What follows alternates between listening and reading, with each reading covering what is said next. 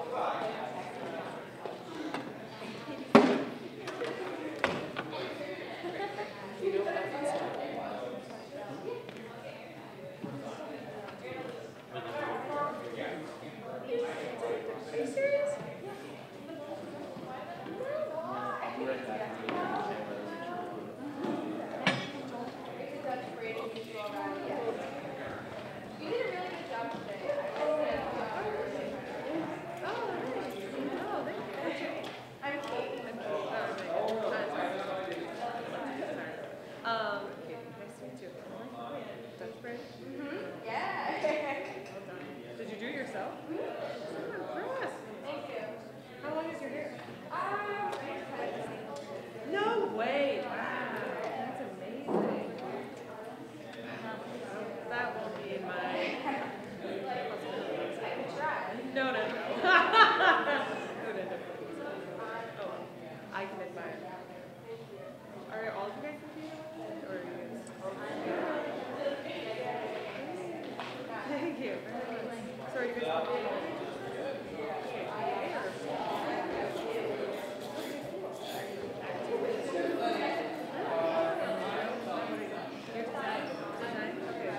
Directing? Cool. Sounds good.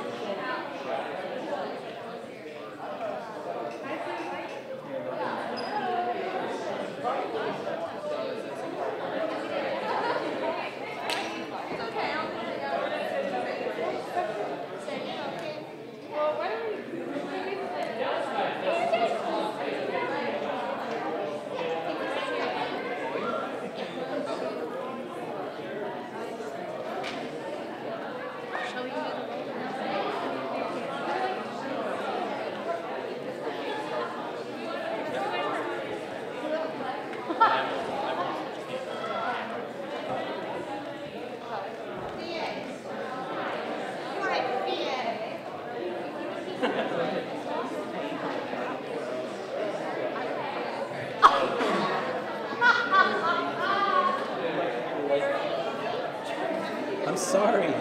It's not going to broadcast right.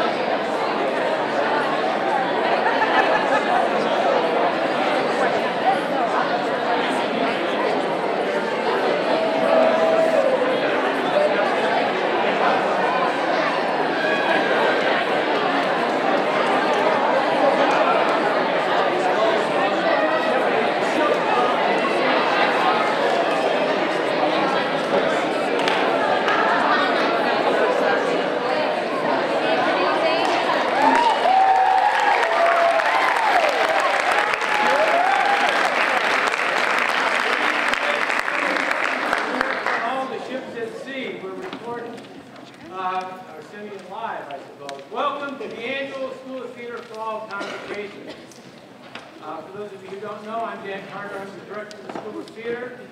For those of you who have been here before, as you know, we always begin the convocation with an invocation. And this year, that will be presented by Terry Lipton.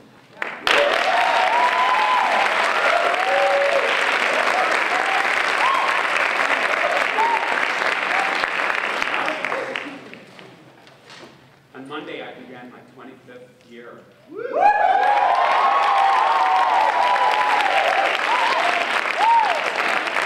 I love your applause. I think maybe I need oxygen. Dan asked me to do this, I think, in part because I've been this for 25 years, and said this summer we talked about it, and I asked a little bit, said it should be about 5 minutes, and I said, yeah, I would be happy to do it. And I thought a lot, what can I do at this moment for 5 minutes? And I thought what I would do is share with you everything I've learned in 25 years. And there'll be time for questions.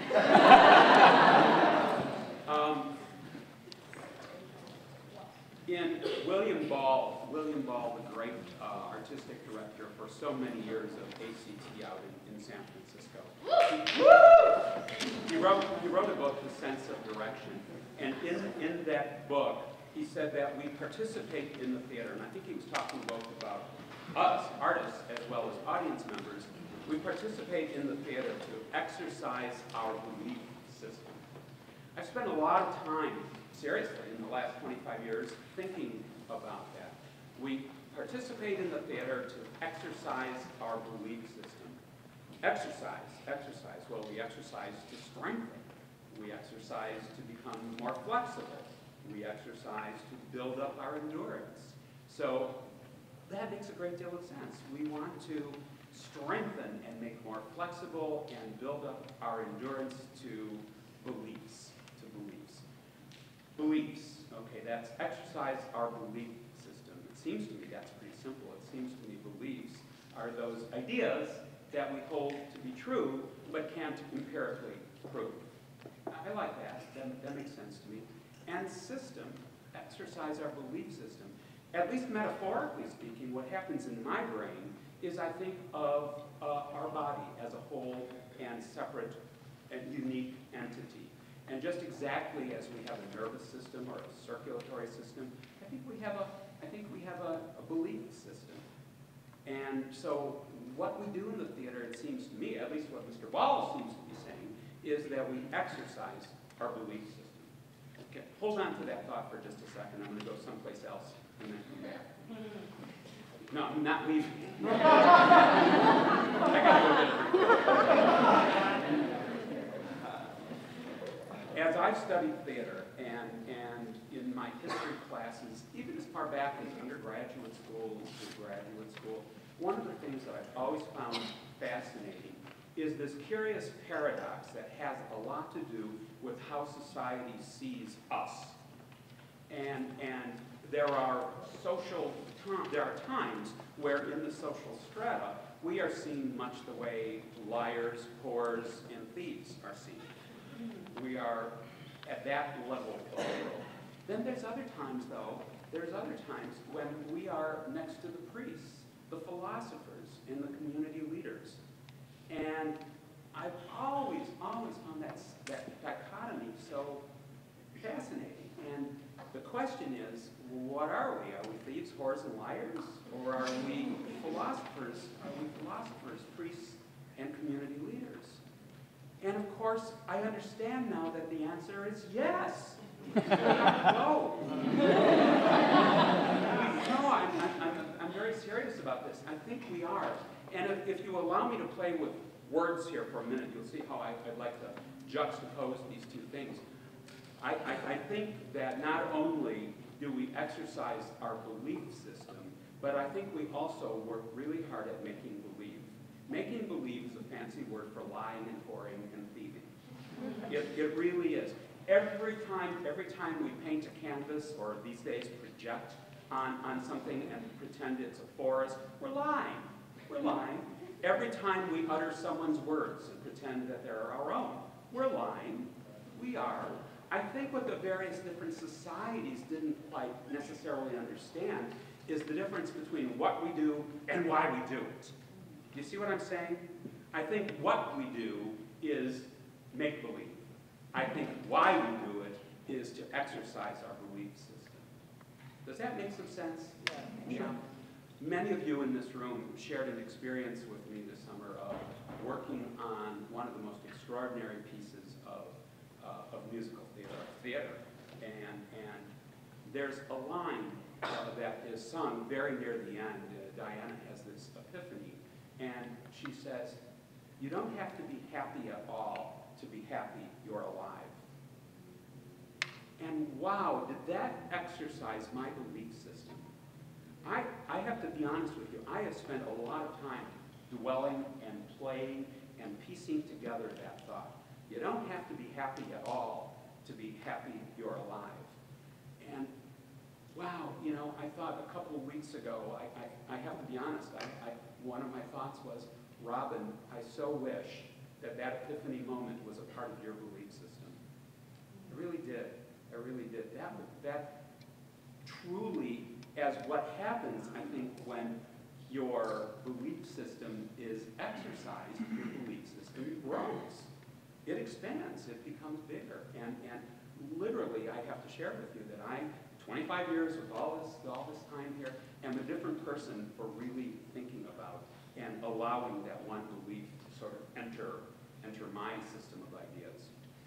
So, as an invocation, as we move forward, we finished 1/15 of our semester. This is a major welcome from the School of Theater to all of us that are the community of theater. What I want to say is, yeah, work on making believe. It's what most of the classes are about. Believe better. Okay? Say those words as if they're your own. Paint that scenery as if it's your own. Build those build those costumes, and make sure the audience is convinced it's clothing. I think that's very important. But please don't forget why we do it. We do this so that we and the audience together can exercise our belief system. Have a great year, everybody.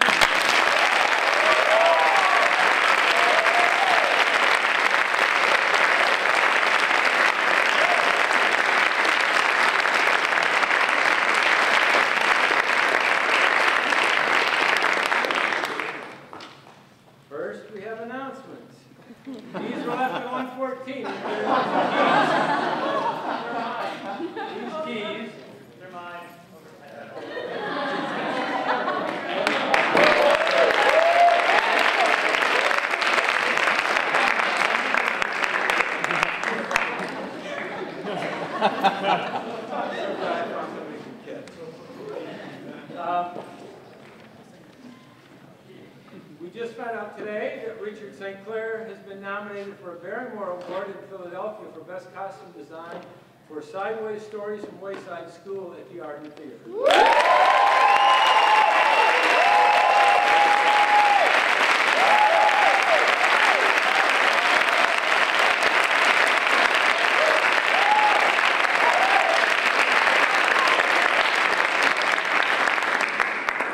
Would you like to make an announcement, please? Yes, I would. I have here these little green forms. Grad students have filled them out, and I believe MTs have filled them out. I've given them to almost every BA person in the room. I want them back at the end. If you haven't filled one out and you are a student, I need one. The other thing is that I sent out the undergraduate handbooks via email yesterday. That way everyone has a copy. But I have here boxes and boxes of them, hard copies. You can get one from Carrie Ann if you are a BFA, and you can get one from me if you are a BA at the end of this event. Okay? Any questions? Oh, vote for me for homecoming queen.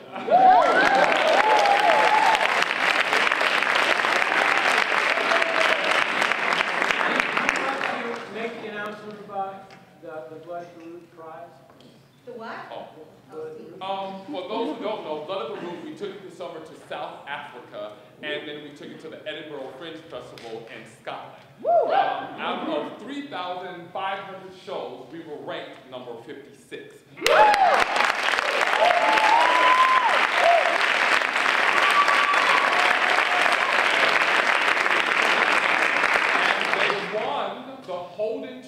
award for the show, which also now extends the run in Australia from February the 15th through August 25th. So love the rules.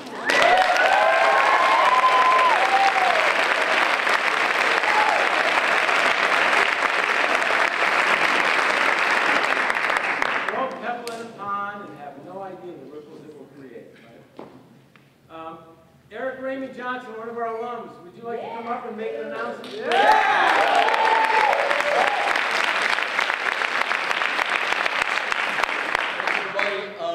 I am teaching a class on Saturdays. It'll start next Saturday from 9 to 11. It's called Hand to Hand for the Stage and Street. How fitting that after these wonderful words, I get up here and talk about punching people. That's my personality, maybe. I think stage violence is tricky. I think real violence is tricky. I think oftentimes it's not very palatable on stage because it either looks like one of two things. It either looks like pro wrestling and quite fake, or it looks messy.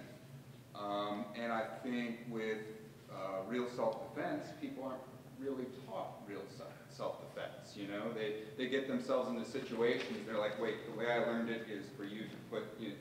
I can't do it unless you use my form the correct way. You understand what I'm saying? So I'm gonna try to investigate both sides.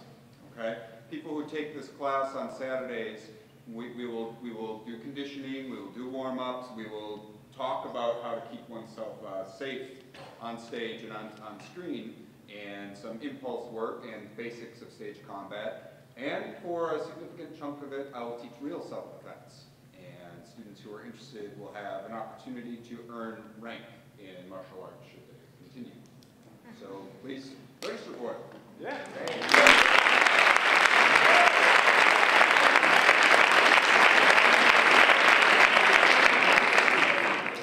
Kara Dobbs, would you come to the stage, please? Yeah.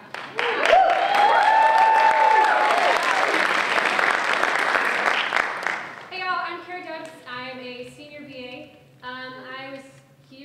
I came here I guess 4 years ago and was this little freshman from Shippensburg, Pennsylvania.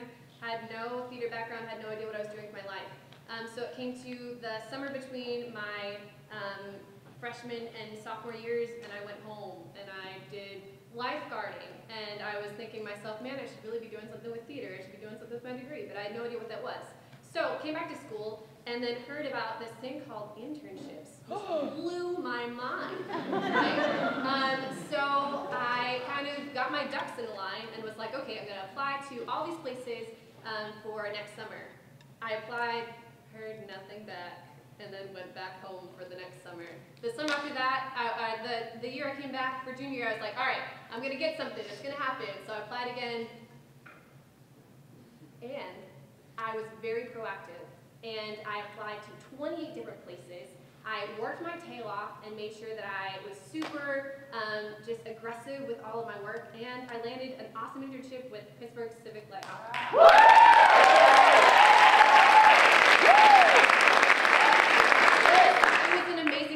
It totally transformed my idea of what theater should be. Working in a professional world is something that every single theater student should do before they enter the professional theater world. So, with that in mind, in 2 years, 3 years really, of hard work on looking at different internships and what's available, I kind of have been compounding this internship database. It has right now over 160 different theaters and all of their different resources available to them. And sooner or later, hopefully sooner, that will be available to you all. It's a work in progress. It's not perfect. We're looking to make it into a web database that will be online and accessible to all theater students. So this is truly something that I would love help with. If you have worked an internship, if you know internship programs that are available in your area or etc., send it my way. I totally want help from you, but also if you feel really compelled to help me out, you can help me make my internship database happen. So this is kind of on you all to be proactive for yourselves, but also, I mean, you can help out the greater good by sending maybe a few things my way. So thank you so much for your time. Just know that this will be on the radar, and certainly come January, this will be a thing that hopefully will be able to be used by you guys for this next summer. Thank you.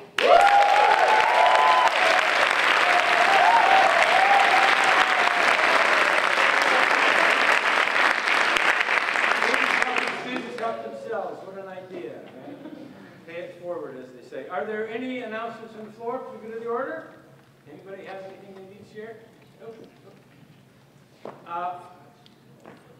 Every year is a new year and a new beginning, but this year feels like a new world order.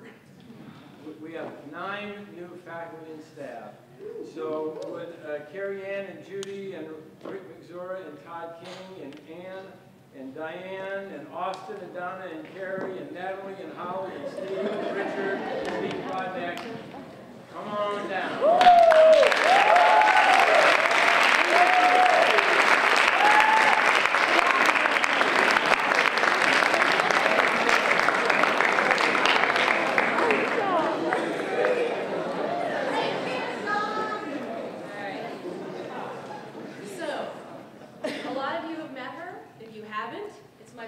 Introduce our receptionist extraordinaire, Carrie Ann Love. First, I'm going to tell you a little story. She was asked to write a bio by the dean's office about 2 weeks ago. And first she said, "Do I really have to?" And I said, "Yes." And she said, "Do I have to be truthful?" I said, "No." I think her wish is that in a past life she was a groupie for the Rolling Stones. But in reality, she actually has her BA in anthropology from Edinburgh University. We rescued her from a life of archaeology digs in the Pittsburgh area. Her husband's name is Fred, and I've never known anybody named Fred, and that just makes me smile. She has a wicked sense of humor, and she knows how to wield a shovel in case of the zombie apocalypse. So send her all of your love because we want to keep her.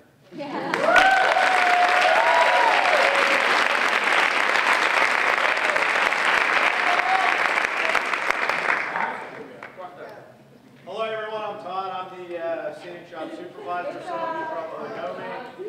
Theater 130. It's my pleasure to introduce Rick Maxora. Rick actually graduated from Penn State in 1994. He has his BA degree from here. So, but Rick and I have worked together, full-time the last 2 weeks. We've actually worked together, believe it or not, actually for the past 2 years. If you were involved with the Mass last spring or the Capitol campaign, you may have seen Rick on stage. So we actually maybe rescued him from Eisenhower. Rick has been doing theater work extensively since he graduated. Before he came back to Pennsylvania within the last 2 years, he actually worked quite a bit in television and film, actually in Los Angeles. So you guys, has anyone seen CSI Miami? Woo! Well, you actually probably have seen Rick. Probably never did. All right.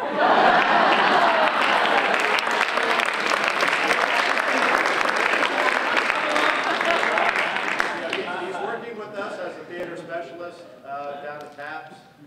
But one of his claims to fame is actually he was a stunt double and stand-in for David Caruso on CSI Miami. 10 years? 10 years. So everybody welcome Rick.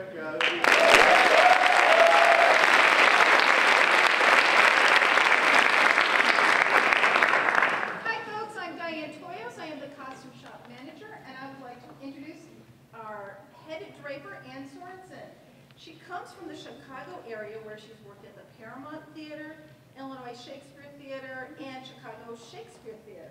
She's also had the pleasure of working at Utah Festival Opera, Glimmer Glass Festival, and the American Players Theater.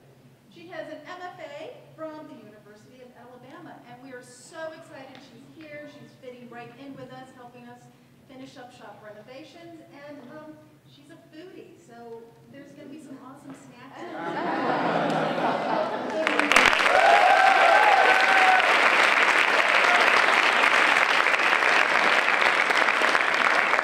Well, music theater faculty is so honored and so excited to bring 2 new members to its faculty.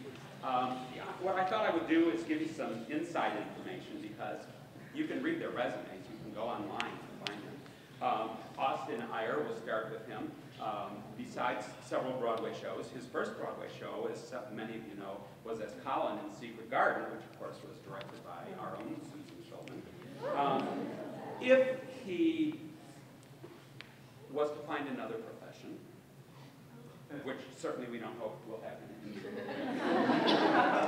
He wants to own and run an ice cream shop where he will be responsible for creating new flavors. Of the long resume of Broadway shows and choreography and all of that, perhaps the most honored and the most respected thing he did was dance at the opening of a new trailer park.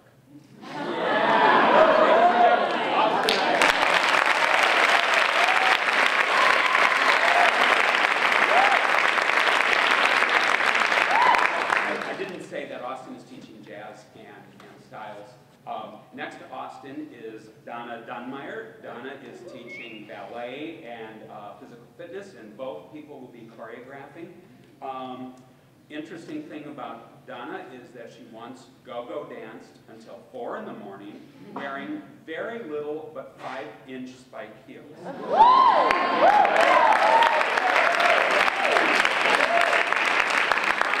After she gets to know you a little better, she will demonstrate.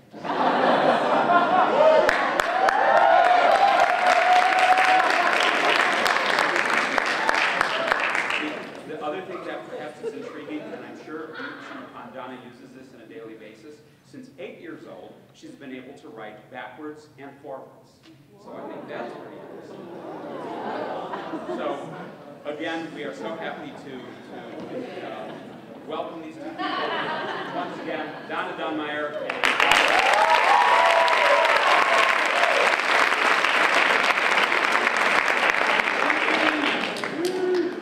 I'm representing, as you see, from the beaches of Arkansas. We've had many changes in the MFA program and the performance acting faculty here this year at Penn State. I'm honored to be a part of an ensemble and a group of passionate educators, talented artists, and I said in our meeting earlier this week, just good people. So the vibe has been wonderful, getting an opportunity to work with this team now. Our aim, and we're well on our way, is to train artists for the 24th century performance. And we are excited about revigorating the MFA and performance acting here at Penn State. So we have first Natalie Robichaud.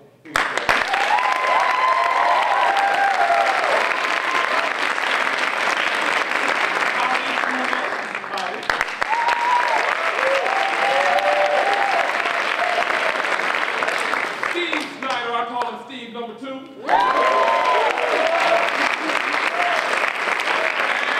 Richard Robichaud.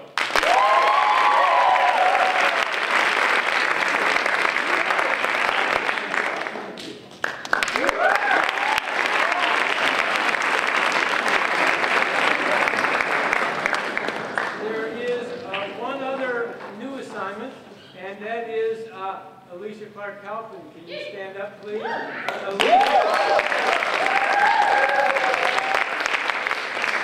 Alicia is now the Associate Director for Instruction for the School of Theater. In addition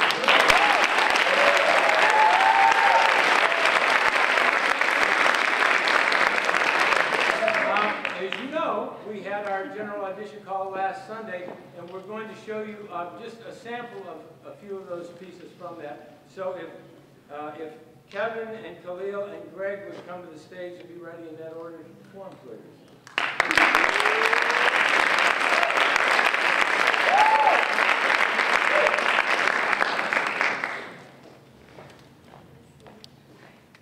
There's a chair there if anybody needs it.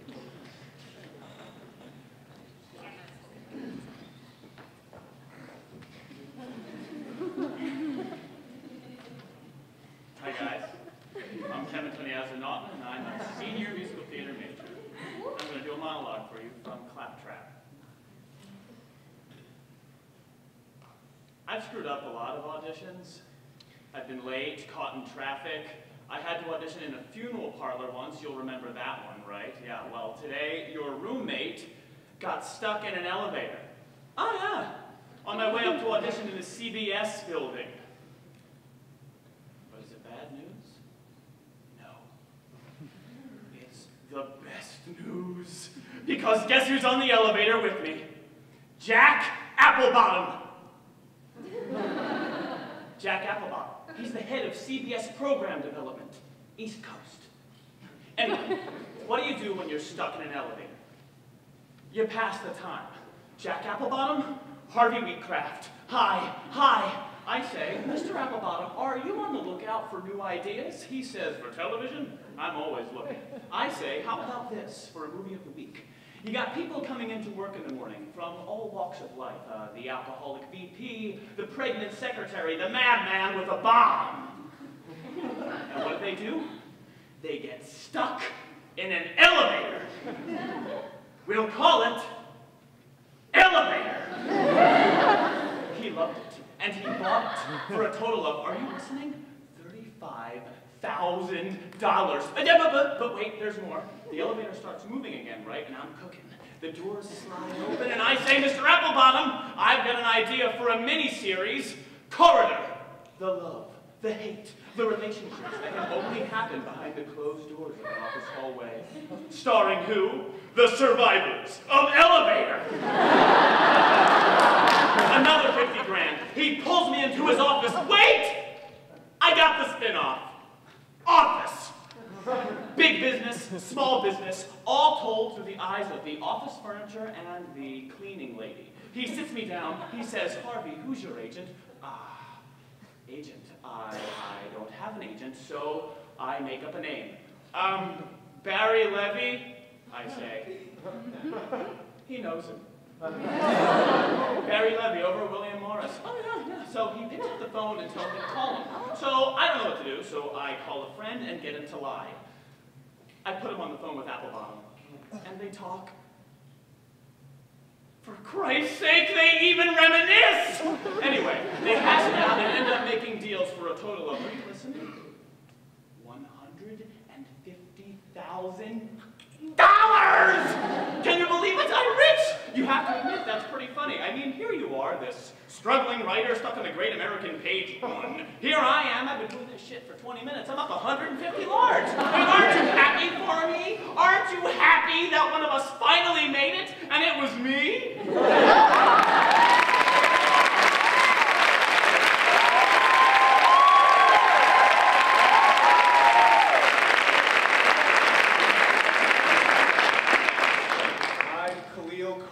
I'm a sophomore musical theater major. This is a monologue from Terrence Mosley's Gilbert or Frank.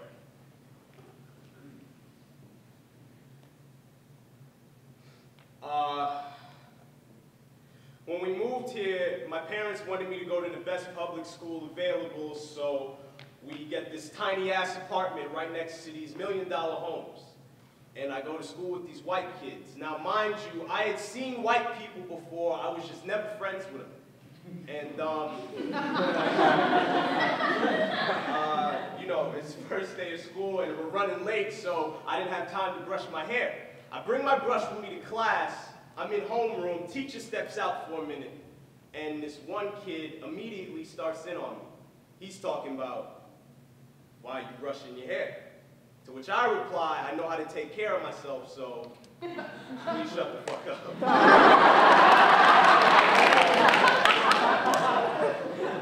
He then takes my brush, and the kids start throwing it around the room. This one kid throws it in his bag. I'm sitting there like, okay.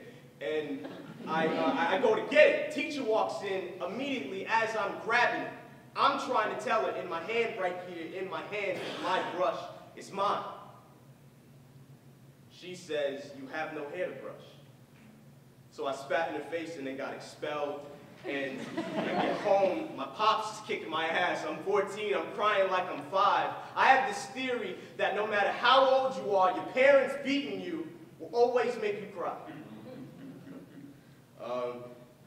Anyway, after all that happened, we moved to this new neighborhood with a lot more black people, a lot more space, and a lot less money. And I had to promise them that I'd never do that to them again. That I never put that embarrassment on them, because they understand why I did it. But what's pride's worth when coupled with embarrassment? I sort of agree with them on that. I mean, I say okay to that, because at the end of the day, what I get to keep is my pride. Thank you.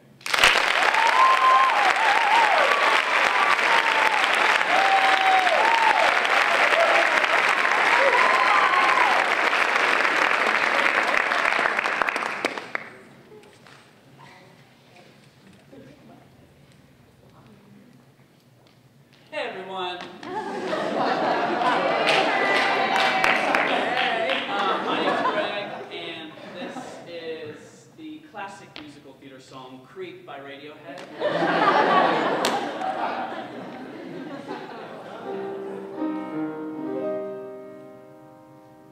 You float like a feather in a beautiful world. I wish I was special. You're so fucking special. Oh, oh, she's running out again.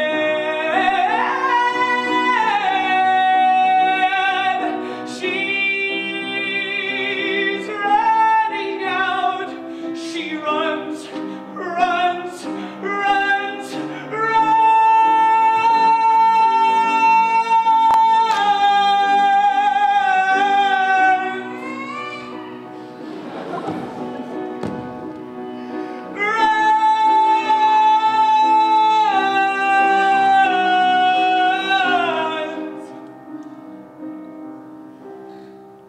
I don't belong here. I don't belong here.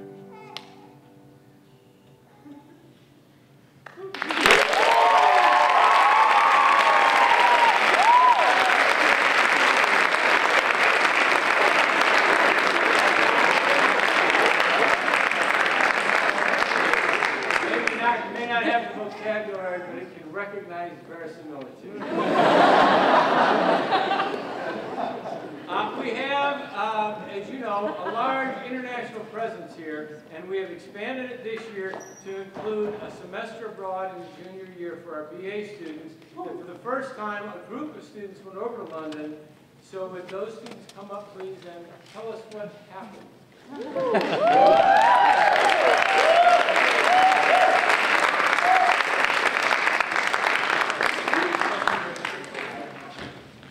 Hello. Hello. I'm Bridget. Peter. I'm Anna. Tim. Oh, I'm Amanda. Hi. This spring, we got the great privilege to go over to London and stay there for the spring semester. And it was probably the best experience ever. We saw something like, I don't know, Peter, you saw 35 shows. I saw 35 shows in 4 months. It was awesome. And we saw things like immersive theater. We got to see, like black box theaters with 10 other people in the audience where all of a sudden the people are like, you're actually in the show. One woman shows where I sort of like wanted to like jump out and save her, but you know, you don't. But still, like some really incredible theater. We saw King Lear at the National Theater. Yes. Had like 500 people in the audience. I don't know, a lot. We didn't count them. We met great playwrights like Simon Stevens, Lolita Chakrabarti, who wrote Red Velvet, which was at the Tricycle Theater, and which came to New York in March. We also met the great Brian Cox. Among many others, we got the privilege to see 1984 and met the playwright for that, and he came to talk to us, and we met actors after the shows, and it was just kind of a dream world where we're like, I would love to meet the person who wrote this. They're like, oh, he's coming to our class, so you will. And it was amazing. And we got to also, with our classes, we got to be with actual playwrights and actual actors, so it was just an amazing time. You guys will love it when you guys go. We definitely suggest that everybody goes, even though you don't have a choice. It's going to be an amazing experience, and you'll get to find more about yourself, more about life.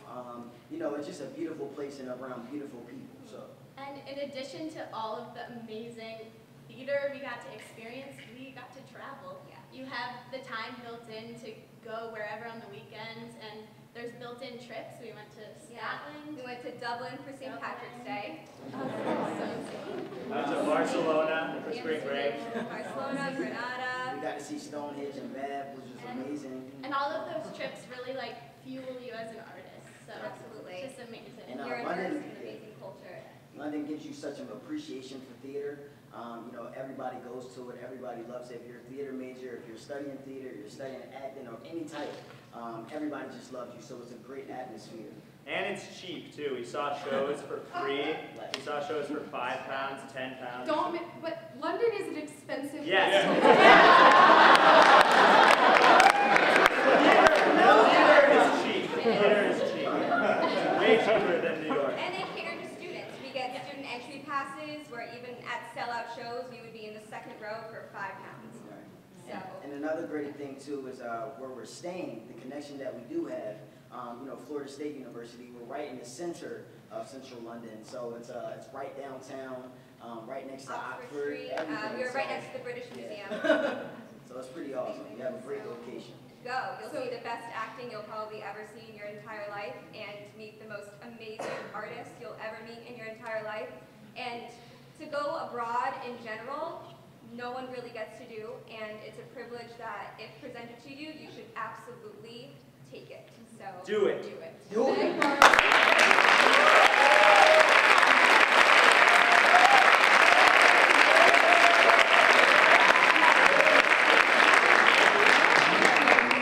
When I was in graduate school, I had a class with a man named Richard Harmony, who was kind of a famous critic. And at one point he said, how many of the students have been to London? And he looked around and said, before you get much older, sell your grandmother's portrait if you have to. There is a new alumni initiative, and we have one of our alums back here to talk about it. Rob Schneider, would you come on?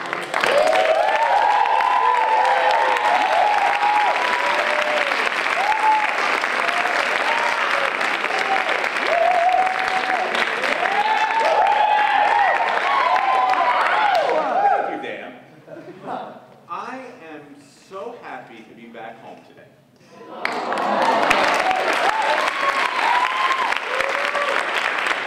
And this place is home to me. I received my MFA in directing in here from 2009. This marks my 6th year as a faculty member. My partner just completed his degree at Penn State University. My brother is in his 2nd year of getting his degree from Penn State University.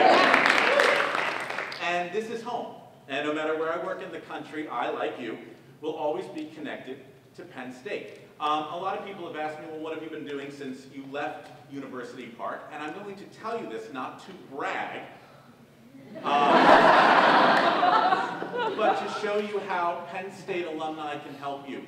Every single job that I received this year came from a recommendation of a Penn State alumni. I was the SDCF observer on Sweeney Todd at the New York Philharmonic, which included a cast consisting of Emma Thompson and Audra McDonald. I got that through a Penn State reference. Thank you, Susan. I got to direct the musicals 9 and How to Succeed in Business, also through a Penn State connection. Coming up, I'm directing the regional premiere of Memphis, the musical, in Los Angeles,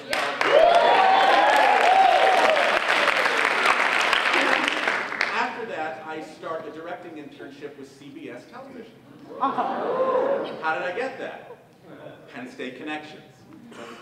My career would not be happening if it wasn't for Penn State, and I wouldn't be able to do a good job if I hadn't received the training that I got at Penn State University. The fantastic training that we receive here at Penn State connects us as a community of artists.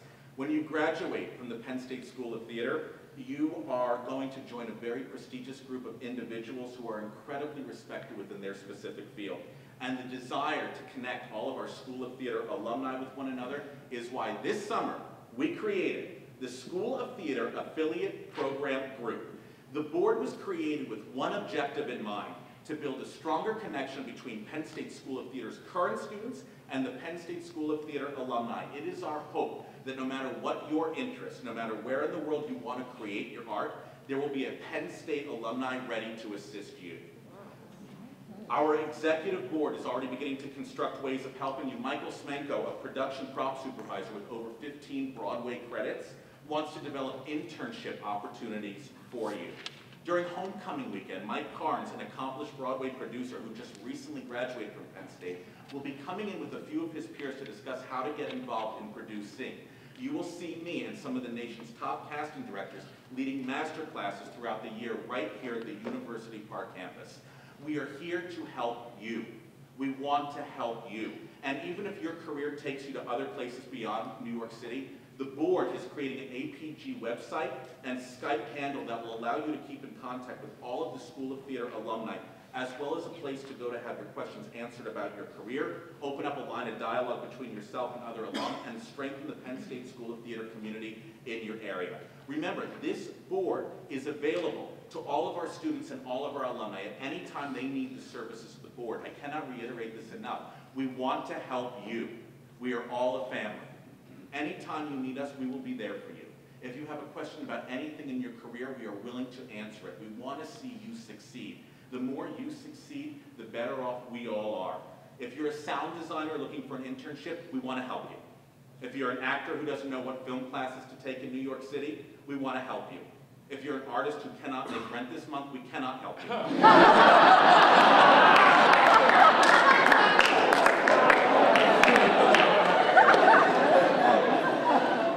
But we might be able to suggest some banks that can.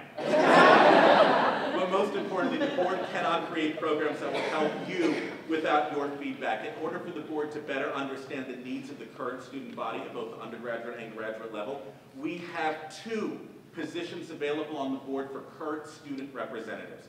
This year, we're asking for 2 volunteers who will serve on our board and represent the needs of our current School of Theater students.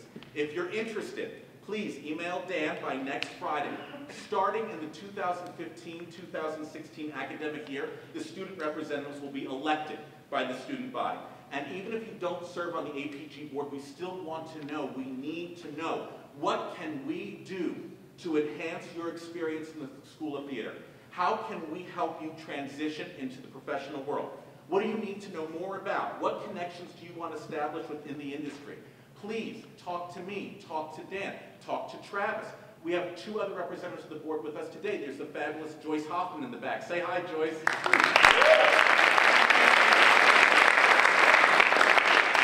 And the fantastic Rich Beaver in the back as well.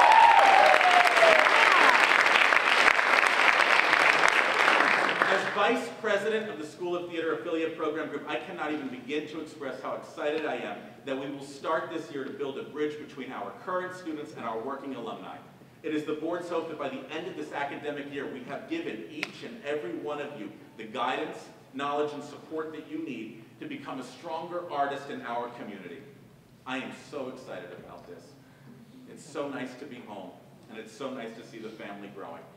I wish you all nothing but a fantastic, wonderful, and successful academic year. Thank you.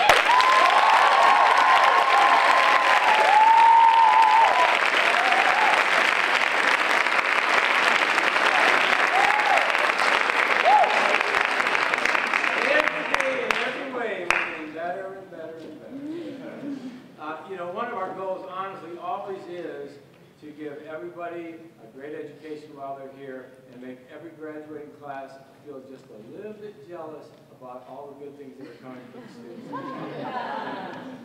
And we have some new students who are joining us this year. With the costume design and scene design students from the graduate program, please come down with Richard and with Dan.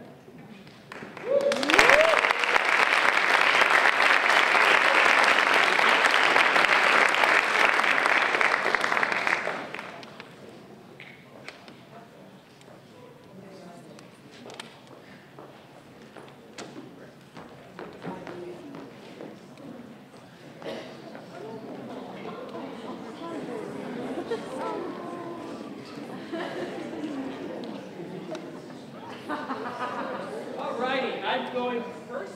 We are delighted to have 2 new students joining us in the graduate scene design program. I would like to introduce Jung Prong and Nikki Hara. Jung comes to us, she's originally from Vietnam. then completed her undergraduate degree with BFA from Florida International University, and now we brought her up north. Nikki hails from California. She has a degree in English literature from La Sierra University, and then completed a certificate program in scene design from Cypress College.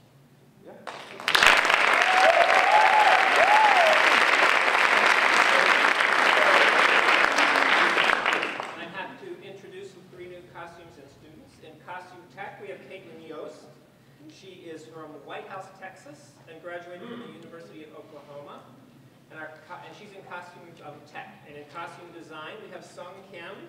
She is from Seoul, Korea, and she went to the Hanyang University in Seoul. And she graduated also from the University of Arts in Philadelphia, where she was actually my student. And this is Gloria.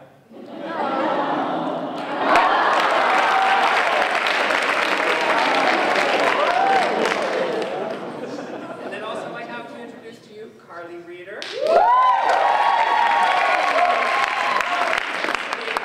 Pennsylvania, and graduated from Penn State University. She's here to join us for 3 more years as a grad student.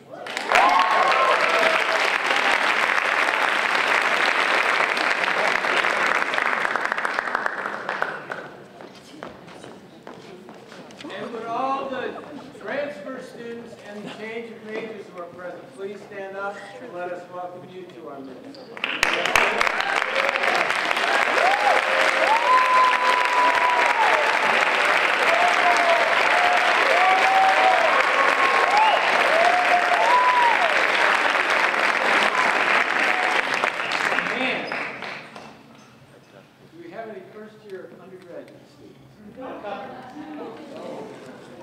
So would all the first years please join me on stage?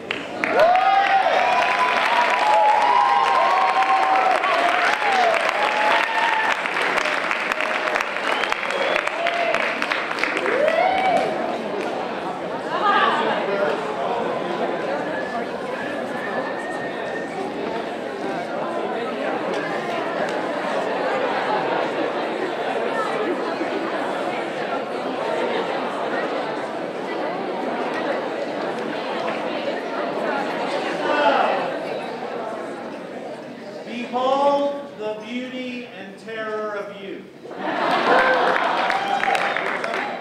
Pretty sure it was Shakespeare who said, "No beauty can surpass a first-year Penn State student." Shakespeare, but it was Shakespeare. So, we have students that hail from the following states. This is how we decided to group ourselves initially to introduce them. We have, of course, being the Pennsylvania State University, a very healthy group of students from Pennsylvania.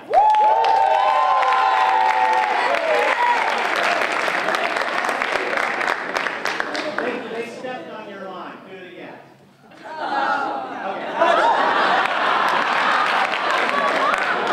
Our next largest group is from either New Jersey or Jersey.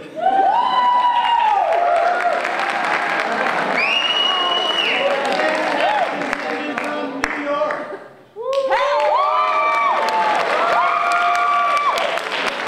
From Florida.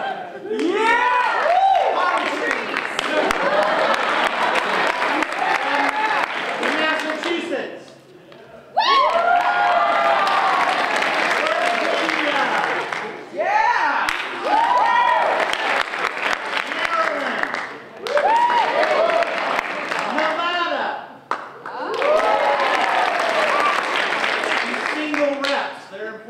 Oregon. The baked state of Colorado.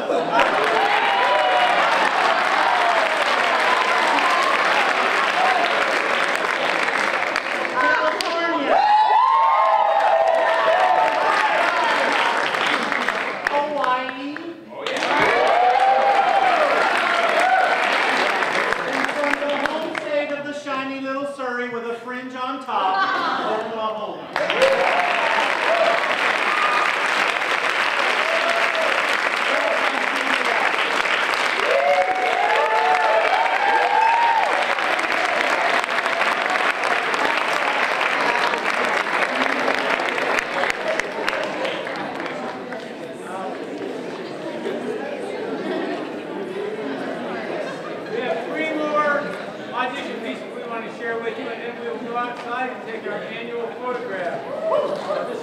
Anastasia, Sebastian, and Jesse, please come down.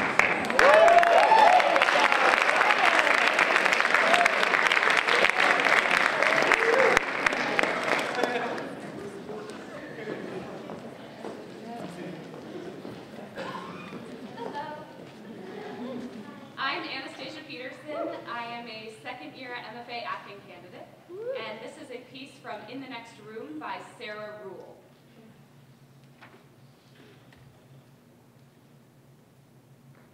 Forgive me.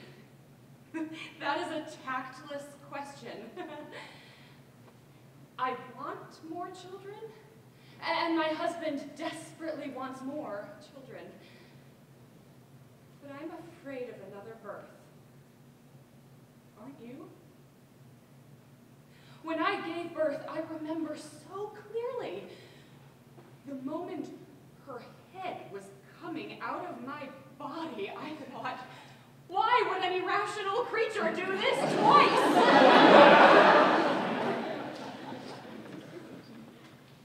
And then she came out and clambered right onto my breast and tried to eat me. She was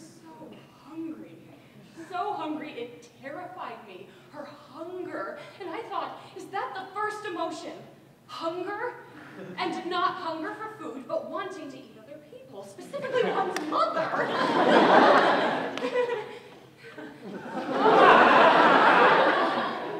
thought, isn't it strange about Jesus? That is to say, about Jesus being a man.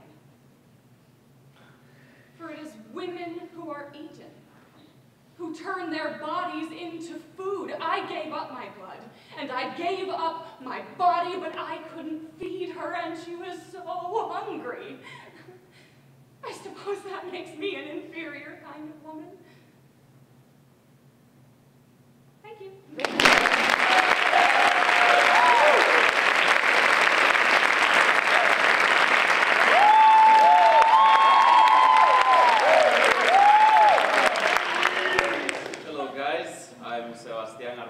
And I'll do a monologue from the show Looking.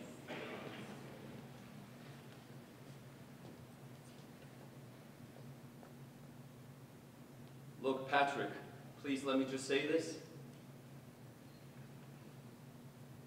When I feel disrespected, especially by someone that I care about, it just does something to me, okay? My pride is something that I'm working through. It makes me see things all twisted, and I just, I have to go and shake it off. Now, I know that I'm extra sensitive about where I'm from. That's my own thing. You got your own issues about it, too. I know you think you don't, but you do. It's the truth. And I think that we took everything a little bit too fast. You rushed everything. I'm not gonna lie, part of it was my own fault too, but I just, I just liked you so fucking much.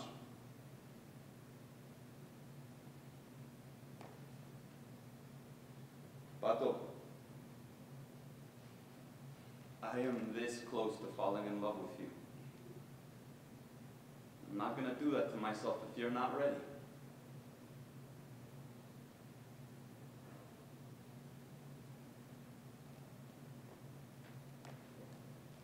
I don't think you're ready.